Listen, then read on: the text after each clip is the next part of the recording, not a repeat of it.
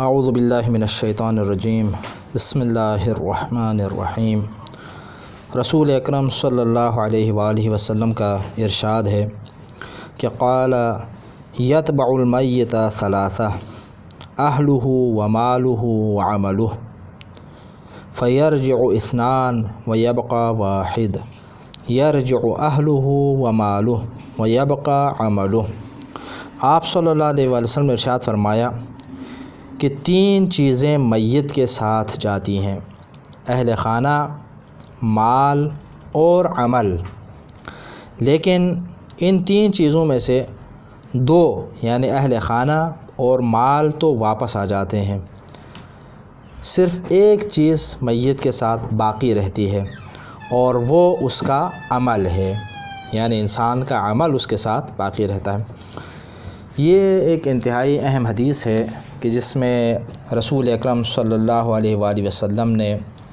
میت کے مرنے والے کے تین ساتھیوں کا ذکر فرمایا ہے کہ انسان جب اس دنیا سے جائے کہ ہر ایک نے اس دنیا سے جانا ہے، ہر انسان نے اس دنیا سے گزرنا ہے اور ہر چیز فنا ہونے والی ہے، تو اس وقت انسان کے ساتھ تین چیزیں اس کی قبر تک جاتی ہیں، یعنی ایک اہل خانہ، اس کے گھر والے، اور دوسرا مال، اور تیسرا انسان کا عمل۔ لیکن آپ صلی اللہ علیہ وآلہ وسلم نے انسان کو متوجہ فرمانے کی خاطر انسان کو اپنے عمل کی درستگی اور عمل کے انجام دینے کی طرف توجہ دلانے کی خاطر انتہائی خوبصورت انداز میں آپ نے ارشاد فرمایا کہ ان تین چیزوں میں سے دو چیزیں واپس آ جاتی ہیں لیکن صرف انسان کا عمل باقی رہتا ہے۔ اور روزمرہ جو ہمارے سامنے مشاہدات ہیں ان میں ہم اسی چیز کا مشاہدہ کرتے ہیں کہ جب کوئی انسان اس دنیا سے چلا جاتا ہے تو اس کے گھر والے، اس کے اہل و عیال یقیناً اس کی خاطر باقاعدہ اضطراب کا شکار ہوتے ہیں، اس کی خاطر جو ہے وہ اس کی جدائی کے اوپر غمگین ہوتے ہیں اور اس کے ساتھ ساتھ چلتے ہیں، لیکن کہاں تک؟ قبرستان تک، اس کو دفنانے کی حد تک، یعنی وہ یہاں سے ساتھ چلتے ہیں اور قبر کے اندر اس کو اتارنے کے بعد گھر والے واپس آ جاتے ہیں۔ گھر والوں کا یہاں سے آگے اس کی ہمراہی شامل نہیں ہوتی، گھر والے وہیں سے واپس آ جاتے ہیں۔ اور اسی طرح اس نے جو مال کمایا ہے اس دنیا کے اندر، جتنی اس نے محنت کی تھی، صبح سے لے کر شام تک جو مال و دولت حاصل کرنے کی خاطر وہ جستجو کرتا رہا، کوشش کرتا رہا، وہ مال بھی یہیں تک اس کی موت تک اس کا ساتھ دے رہا تھا، لیکن جیسے ہی اس کی موت آ گئی تو اس کے بعد اس کا مال بھی اس کا ساتھ چھوڑ دیتا ہے۔ جتنا مال و متاع اس نے جمع کیا تھا وہ سارا مال و متاع اس دنیا میں باقی رہ جاتا ہے، اور جب وہ انسان قبر میں اترتا ہے تو اکیلا قبر میں اس کو جانا پڑتا ہے۔ جتنا اس کا مال تھا وہ اس کے کوئی کام نہیں آتا۔ اگر اس نے خرچ کیا تھا اللہ کی راہ میں تو یقیناً وہ کام آئے گا، لیکن جو اس نے سنبھال کر رکھا، ذخیرہ کر کے رکھا، جتنا مال اس نے سٹاک کیا ہے، جو اس نے بینک بیلنس بنایا ہے، وہ سارے کا سارا دوسروں کے لیے یہیں پر دنیا کے اندر باقی رہ جاتا ہے اور وہ خالی ہاتھ یہاں سے چلا جاتا ہے۔ ہاں، ایک چیز جو انسان کے ساتھ جاتی ہے وہ انسان کا اپنا عمل ہے۔ تو اس سے اس عمل کی اہمیت واضح ہو جاتی ہے کہ عمل وہ چیز ہے کہ جو مرنے کے بعد بھی انسان کا ساتھ نہیں چھوڑتی۔ گھر والے آپ کا ساتھ چھوڑ دیں گے، مال و متاع آپ کا ساتھ چھوڑ دے گا، لیکن عمل آپ کا ساتھ نہیں چھوڑے گا۔ آپ قبر میں جائیں، قبر میں بھی عمل آپ کے ساتھ ہے، یہاں تک کہ عالم برزخ سے گزرنے کے بعد عالم محشر میں کل قیامت کے دن اللہ رب العزت کی بارگاہ میں حاضر ہو جائیں تو وہاں پر بھی آپ کا عمل اللہ رب العزت کی بارگاہ میں آپ کے ساتھ ساتھ ہوگا۔ اور جو آپ کا حساب و کتاب ہوگا وہ اسی عمل کی بنیاد پر ہوگا، جو آپ کے بارے میں فیصلہ ہوگا اللہ تعالیٰ کی طرف سے وہ اسی عمل کی بنیاد پر فیصلہ ہوگا۔ اور یہی وجہ ہے کہ ایک اور حدیث مبارکہ کے اندر باقاعدہ مشہور حدیث کے اندر فرمان ہے کہ الدنیا مزرعۃ الآخرہ، دنیا جو ہے آخرت کی کھیتی ہے، یعنی انسان نے جو کچھ اس دنیا کے اندر کاشت کی ہے اسی کا پھل اس کو کل آخرت کے اندر ملنا ہے۔ اسی لیے فارسی کا ایک خوبصورت ایک شعر ہے کہ گندم از گندم برویت جو زیجو، یعنی اگر آپ نے گندم کاشت کی ہے تو گندم آپ کو کل ملے گا، اور جو اگر آپ نے کاشت کی ہے تو کل آپ کو جو ملے گا۔ ایسا نہیں ہے کہ آپ جو کاشت کرے اور کل فصل کی کٹائی کے موقع پر گندم آپ کو ملے، یا گندم آپ کاشت کریں فصل کی کٹائی کے موقع پر جو آپ کو ملے۔ جو آپ نے بویا ہے وہی آپ کو کل اسی کا پھل ملے گا۔ تو بالکل آخرت میں بھی انسان کو اس کے اعمال کا جو صلہ ملے گا تو وہ بھی اسی عمل کی بنیاد پر کہ جو اس نے اس دنیا کے اندر انجام دیا ہے۔ تو لہٰذا حدیث مبارکہ کے اندر کھیتی کے ساتھ تشبیہ دی ہے کہ دنیا جو ہے وہ کھیتی ہے انسان کے لیے، کہ وہ آخرت کی کھیتی ہے، کہ آخرت میں وہی پھل ملے گا کہ جو آپ نے یہاں پر بویا ہے، جس کی کاشتکاری آپ نے یہاں پر کی ہے، جس کے اوپر آپ نے یہاں محنت کی ہے، اسی کا پھل آپ کو کل قیامت کے دن اللہ رب العزت کے حضور ملنا ہے۔ اور جس نے جتنا عمل انجام دیا ہے وہ سارے کا سارا وہاں پر وہ پائے گا، ایسا نہیں کہ اس سے جدا ہو جائے، چھوٹ جائے۔ اسی لیے قرآن کریم کے اندر ایک اللہ رب العزت نے آیت کریمہ میں ارشاد فرمایا فَمَن يَعْمَلْ مِثْقَالَ ذَرَّةٍ خَيْرًا يَرَهُ، جو کوئی شخص ذرہ برابر بھی اگر کوئی نیک کام انجام دے تو وہ اس کو دیکھے گا، یعنی اس کی جزا وہ پائے گا وہاں پر۔ ذرہ برابر بھی نیکی اگر اس نے انجام دی ہے تو پھر وہ اس کا کیا پھل وہاں پر پائے گا۔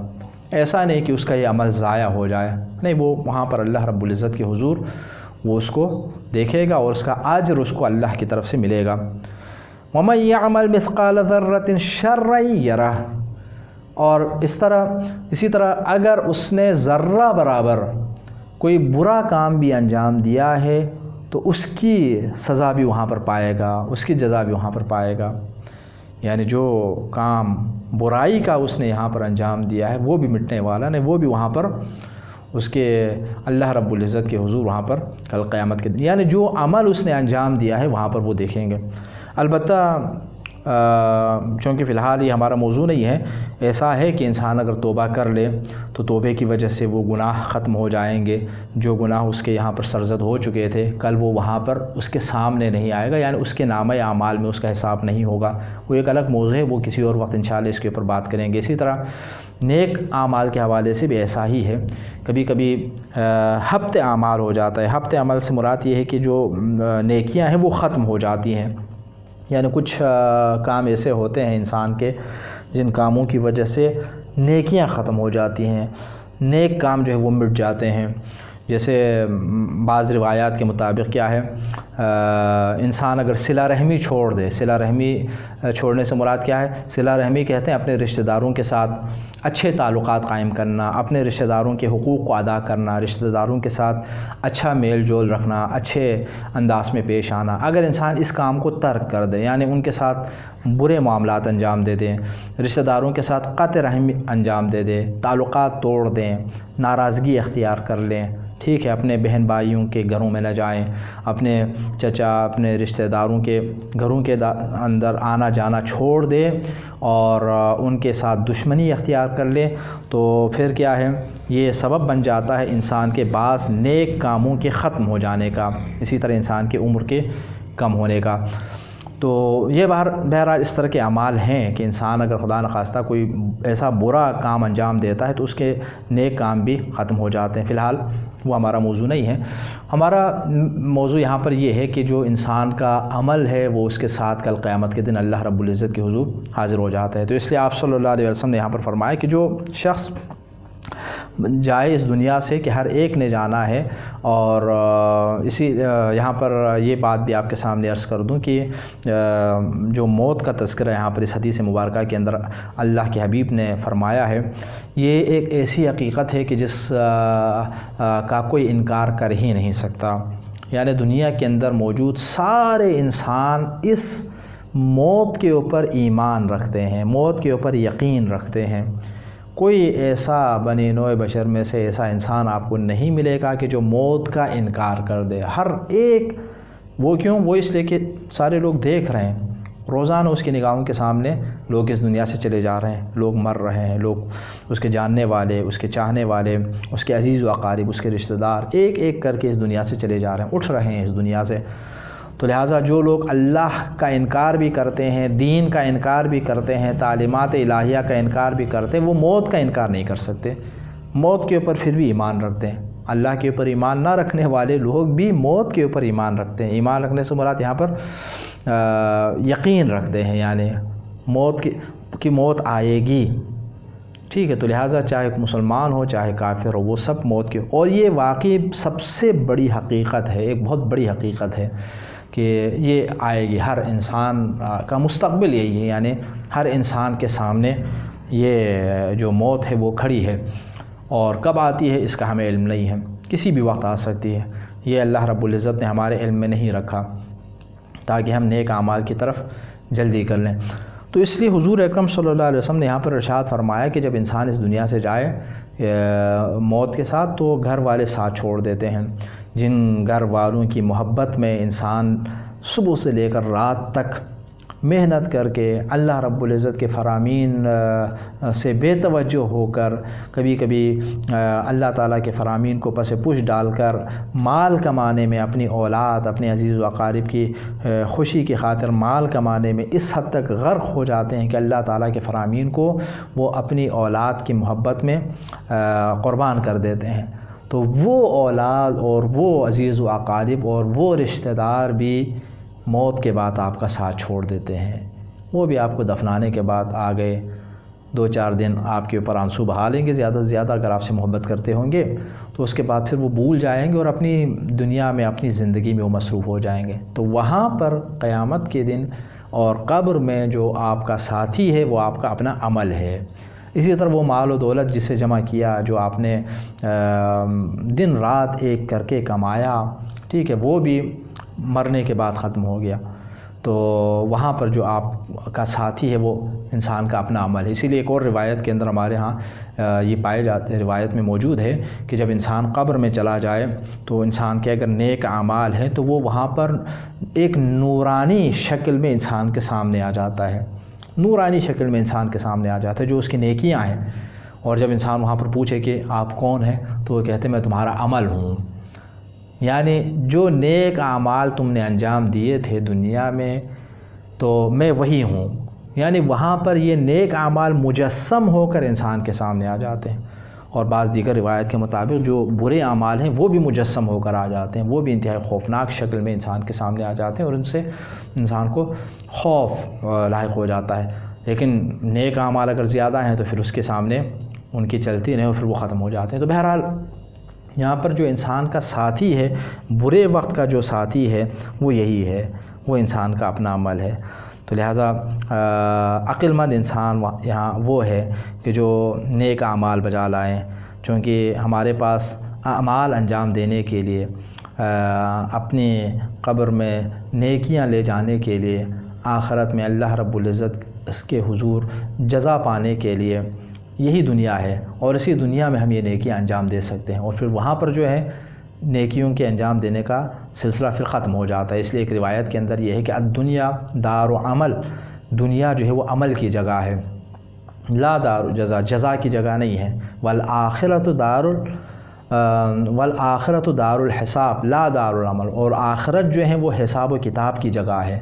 نتیجے کی جگہ ہے، وہ عمل کی جگہ نہیں ہے۔ تو جو عمل ہے وہ اسی دنیا میں ہم انجام دے سکتے ہیں، اس دنیا سے جانے کے بعد انسان عمل انجام نہیں دے سکتا۔ انسان جو ہے وہ کیا ہے کہ وہاں پر اللہ رب العزت کے حضور جب انسان پہنچ جائے تو پھر وہاں پر انسان کے اعمال کا سلسلہ ختم ہو جاتا ہے۔ البتہ یہاں پر یہ آپ کے سامنے عرض کر دوں کہ روایات کی روشنی میں برزخ کے اندر، برزخ یعنی اس مرحلے کو کہتے ہیں کہ جو قیامت سے پہلے، مرنے کے بعد سے لے کر قیامت تک کا جو درمیانی عرصہ ہے اس کو کہتے ہیں عالم برزخ۔ اس میں انسان کے اعمال میں کمی بیشی کا سلسلہ جاری رہتا ہے۔ انسان نے اگر کوئی نیک کام انجام دیا ہے، اور خاص طور پر اگر کوئی صدقہ جاریہ ہے، کوئی ایسا عمل ہے کہ جس کا اثر بعد میں بھی باقی رہتا ہے، تو وہ نیکیوں کا سلسلہ، ان کا فائدہ اس کو بعد میں بھی ملتا رہتا ہے۔ اور اس خدا نخواستہ اگر کوئی ایسی برائی وہ چھوڑ کر گیا ہے جس برائی کے اثرات پورے معاشرے کے اندر پھیل جائے اور جس میں مزید اضافے سے اضافہ ہوتا چلا جائے، تو اس کا گناہ بھی پھر اس کو بعد میں ملتا رہتا ہے۔ اور اسی طرح اس دنیا کے اندر مرنے کے بعد انسان اگر اس کے حق میں فاتحہ خوانی کر لیں، اس کے نیک اولاد اس کے حق میں دعائیں کر لیں، تو اس کا اجر بھی میت کو ملتا ہے اور اس دنیا سے جانے والے کو ملتا ہے۔ تو یہ ایک الگ بحث ہے کہ اس کے بعد اس کے عزیز و اقارب کی جانب سے کیے جانے والے نیک اعمال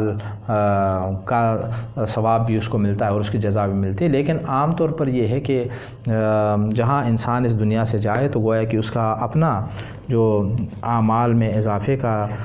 جو اس کو اللہ تعالیٰ نے اس دنیا کے اندر جو موقع فرمایا تھا، اس کا سلسلہ اب ختم ہو جاتا ہے، اور اب اللہ رب العزت کے حضور اس کی وہی نیکیاں ہیں کہ جو اس دنیا سے وہ لے کر ساتھ لے کر گئے ہیں۔ تو لہٰذا جب تک ہم اس دنیا کے اندر ہیں، تمام اعمال کو، تمام نیک اعمال کو، حقوق اللہ کو، حقوق العباد کو، حقوق النفس کو ادا کرنے کی کوشش کریں، اور ان کی طرف ہماری توجہ ہونی چاہیے۔ کہیں ہم خدا نخواستہ دنیا کے اندر غرق ہو کر اپنے اعمال میں کوتاہی کرنے لگ جائیں، اور جو حقوق ہمارے اوپر ہیں، چاہے وہ اپنی نفس اور اپنی جان کے حقوق ہوں، اللہ رب العزت کے جو حقوق ہوں، یا باقی انسانوں کے جو حقوق ہوں، ان کے ادا کرنے میں ہم کوتاہی کرنے لگ جائیں، تو پھر کیا ہے، آخرت کے اندر پھر انسان کو پچھتاوے کا سامنا کرنا پڑے گا۔ تو اس لیے کوشش یہی ہونی چاہیے کہ ہم زیادہ سے زیادہ نیک اعمال بجا لائیں، تاکہ کل یہ ہمارے کام آئے اور اللہ رب العزت کے حضور ہم سرخرو ہو جائیں۔ السلام علیکم۔